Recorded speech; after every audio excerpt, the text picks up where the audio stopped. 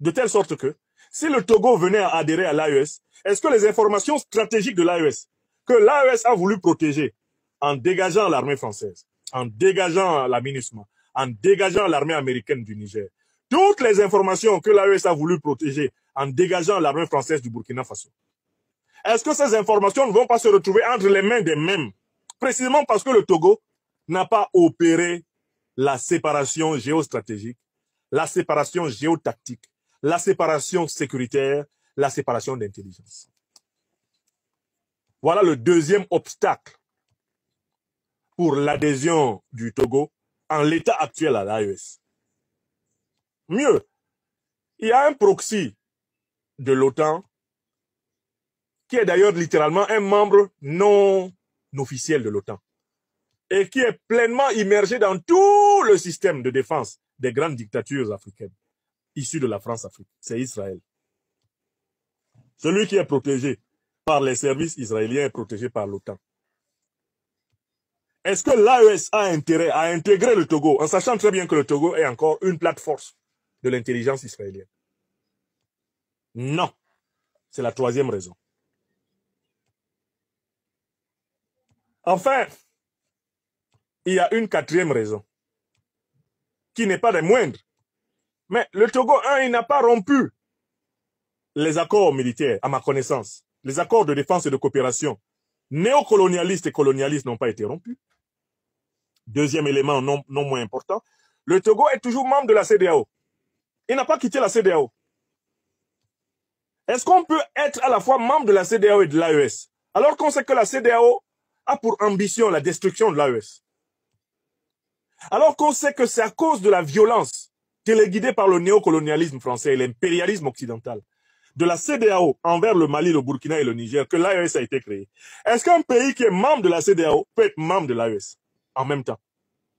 Ne court-on pas le risque que les éléments stratégiques, les données stratégiques de l'AES se retrouvent entre les mains justement d'Alassane Dramane Ouattara, de Adebola Tinubu, de Patrice Talon, des aventuriers ambigus de Dakar?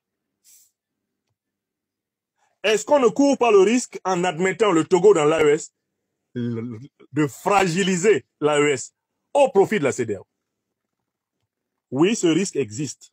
Et l'honnêteté intellectuelle nous oblige à le reconnaître.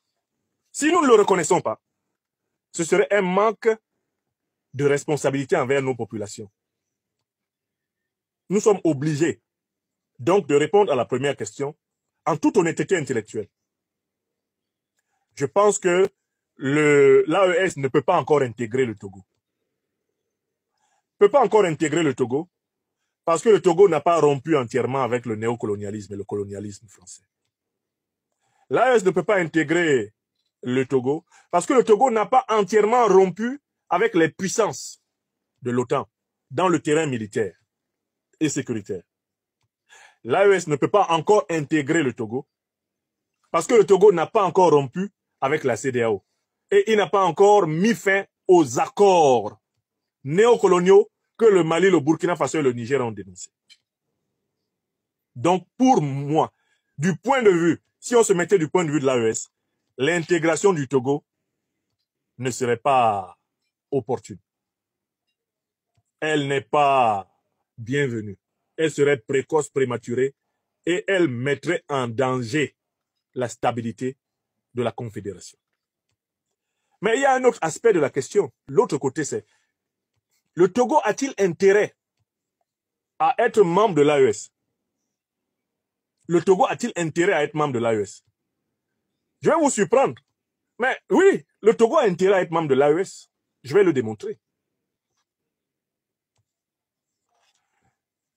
Quel intérêt le Togo a-t-il d'être membre de l'AES? Je vais vous le démontrer. Premier intérêt, le Togo aimerait être le partenaire économique privilégié de la bande côtière de l'AES.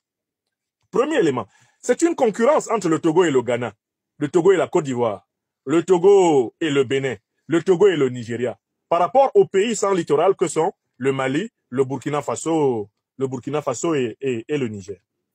Là, le premier argument, pourquoi le Togo veut-il ce rapprochement, c'est pour pouvoir tirer le plus grand dividende économique possible de son statut de pays détenteur de ports sur l'océan Atlantique. Donc, il y a une rivalité. La sortie du ministre togolais des Affaires étrangères répond à une stratégie économique. C'est la défense des intérêts vitaux du Togo aussi qui est en jeu. Tout faire pour que le Ghana, la Côte d'Ivoire, peut-être plus tard le Bénin, la Guinée-Conakry, le Nigeria, ne bouffent pas toutes les parts de marché. Parce que le Togo voit très bien que ses relations diplomatiques avantageuses avec le Mali, le Burkina et le Niger peuvent se traduire pour lui en une embellie économique énorme. Voilà la première raison. Vous comprenez? Deuxième raison. Le Togo sait nécessairement que ce sont les Occidentaux qui sont derrière Al-Qaïda et l'État islamique. Et le Togo, pour se protéger, a besoin de renforcer en effet son alliance militaire avec l'AES. D'autant plus que la fragilité du territoire togolais, elle se fait à partir de sa frontière nord. Donc, en effet, le Togo a intérêt à adhérer à l'AES pour pouvoir, en bonne entente avec l'AES, protéger sa frontière nord, sa population et son armée. Ça, c'est la deuxième raison. Écrivez ça. Le Togo a intérêt. Le Togo en tant que Togo, en tant qu'État. Il faut comprendre la logique de l'État aussi. D'accord? Troisième élément important. Quel est l'intérêt du Togo dans cette affaire? Le Togo, ça a toujours voulu s'imposer par une diplomatie modérée. C'est-à-dire une diplomatie qui consiste à être l'ami de tout le monde. D'ailleurs, je cite le ministre togolais des Affaires étrangères, Robert Dussé-Komla. Le Togo est l'ami de tout le monde. Il n'est l'ennemi de personne. Ce sont les mots du chef de la diplomatie togolaise. Donc, en fait, la logique togolaise consiste à tirer profit de toutes les organisations avec lesquelles il peut être en interaction. Dans la logique togolaise, le Togo devrait profiter à la fois de la CEDEAO et de l'AES, ce qui va augmenter ses avantages. Ils ont fait une théorie des avantages comparatifs. Ils se disent, on peut être, en effet, un pays peut être membre de plusieurs organisations. Donc, du point de vue des Togolais, s'ils adhèrent à l'AES, ils auront les avantages liés à l'AES. S'ils restent à la CEDEAO, ils vont conserver les avantages liés à la CEDEAO. Et ça leur fera plus d'avantages que les pays de la CEDEAO et les pays de l'AES. Vous comprenez le raisonnement togolais? C'est ça le raisonnement.